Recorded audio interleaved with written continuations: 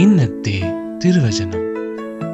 യേശു അവനോട് പറഞ്ഞു, ഞാനാണ് ജീവന്റെ അപ്പം. എൻ്റെ അടുത്ത് വരുന്നവന് ഒരിക്കലും വിശക്കുകയില്ല, എന്നിൽ വിശ്വസിക്കുന്നവന് ദാഹിക്കുകയുമില്ല. യോഹന്നാൻ 6:35 തിരുവചനം. പ്രാർത്ഥന.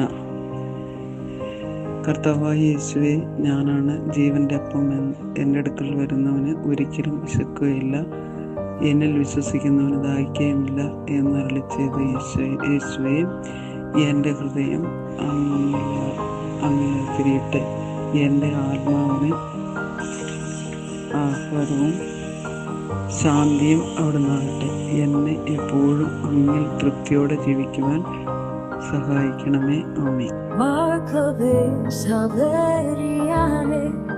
En el pan del cabaret